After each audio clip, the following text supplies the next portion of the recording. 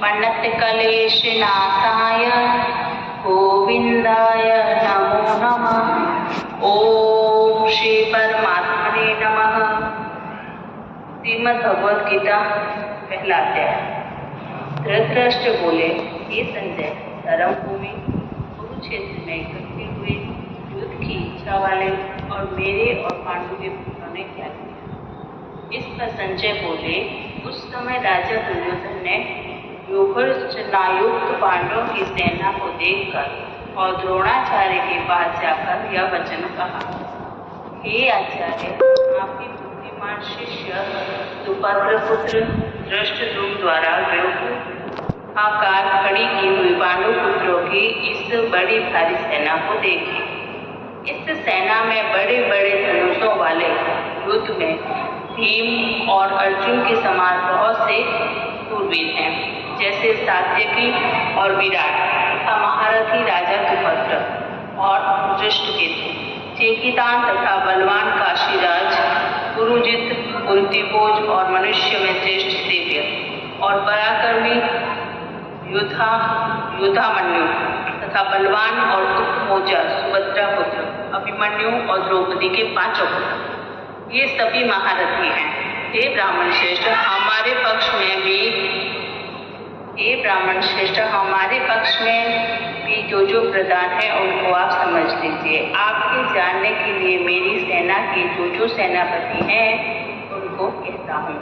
एक तो सव्य आप और पितामह भीष्म तथा कर्ण और संग्राम विजय कृपाचार्य तथा वैसे ही अश्वत्थामा, विकर्ण और सोमदत्त का पुत्र भूरिश्रवा तथा और भी बहुत से शूरवीर अनेक प्रकार के शस्त्र अस्त्रों से युक्त, मेरे लिए जीवन की आशा को त्यागने वाले, सबके सब युद्ध में चतुर हैं। भीष्म पितामह द्वारा रक्षित हमारी वह सेना सब प्रकार से अजय है और भीम द्वारा रक्षित इन लोगों की यह सेना जीतने में सुगम है।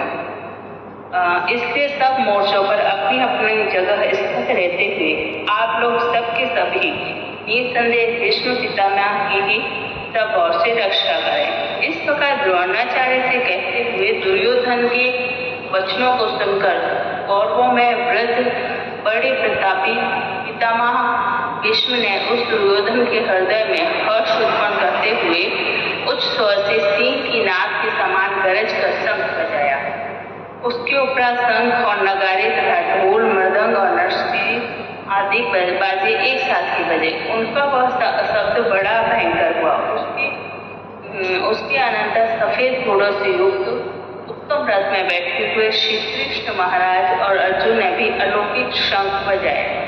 उनमें श्री कृष्ण महाराज ने पांचजन्य नामक शंख और अर्जुन ने देवदत्त नामक शंख बजाया।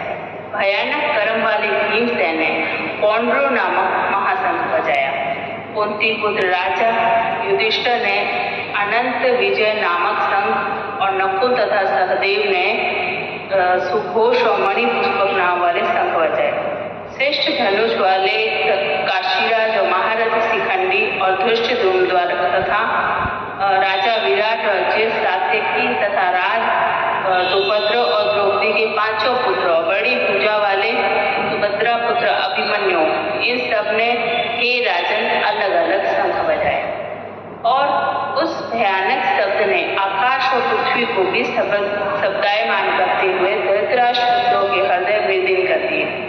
हे राजन, उसके उपरांत कपिध्वज अर्जुन ने खड़े हुए धृतराष्ट्र पुत्रों को देखकर उस शस्त्र चलने की तैयारी के समय धनुष उठाकर ऋषिकेश श्री कृष्ण महाराज से यह वचन कहा, हे अच्युत, मेरे रथ को दोनों सेनाओं के बीच में खड़ा करिए। जब तक मैं इन स्थित हुए युद्ध की कामना वालों को अच्छी प्रकार देख लूं कि इस युद्ध रूप व्यापार में मुझे किन किन के साथ युद्ध करना योग्य है, तो पुत्र दुर्योधन का युद्ध में कल्याण चाहने वाले जो ये राजा लोग इस सेना में आए हैं, उन युद्ध करने वालों को भी मैं देखूंगा। संजय बोले, हे धृतराष्ट्र, अर्जुन द्वारा इस प्रकार कहे हुए महाराज श्री कृष्णचंद्र ने दोनों सेनाओं के बीच में भीष्म और द्रोणाचार्य के सामने रथ को खड़ा करके ऐसे कहा कि हे पार्थ, इन इकट्ठे हुए कौरवों को देख। उसके उपरांत पुत्र अर्जुन ने उन दोनों ही सेनाओं में स्थित हुए पिता के भाइयों को तथा पितामहों को, आचार्यों को, मामों को, भाइयों को, पुत्रों को, पौत्र तथा मित्रों को, ससुरों को और सुहृदों को भी देखा। इस प्रकार उन खड़े हुए संपूर्ण बंधुओं को देखकर वे अत्यंत करुणा से युक्त हुए। कुंती पुत्र अर्जुन शोक करते हुए यह बोले, हे कृष्ण, इस युद्ध की इच्छा वाले खड़े हुए सौजन समुदायों को देखकर मेरे अंग शिथिल हुए जाते हैं और मुख भी सूखा जाता है और मेरे शरीर में कंप तथा रोमांच होता है तथा हाथ से गांडीव धनुष गिरता है और त्वचा भी बहुत जलती है तथा मेरा मन भ्रमित सा हो रहा है, इसलिए मैं खड़ा रहने को भी समर्थ नहीं हूँ। हे केशव, लक्षणों को भी विपरीत ही देखता हूँ तथा युद्ध में अपने कुल को मारकर कल्याण भी नहीं देखता।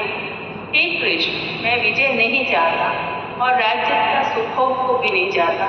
हे गोविंद, हमें राज्य से क्या प्रयोजन है अथवा भोगों से और जीवन से भी क्या प्रयोजन है, क्योंकि हमें जिनके लिए राज्य, भोग और सुखादि इच्छित है वे ही ये सब धन और जीवन की आशा को त्याग कर युद्ध में खड़े हैं, जो कि गुरुजन, ताऊ, चाचे, लड़के और वैसे ही दादा, मामा, ससुर, पोते, साले तथा और भी संबंधी लोग हैं। इसलिए हे मधुसूदन, मुझे मारने पर भी ऐसा 3 लोगों के राज्य के लिए भी मैं इन सबको मारना नहीं चाहता, फिर पृथ्वी के लिए तो कहना ही क्या है।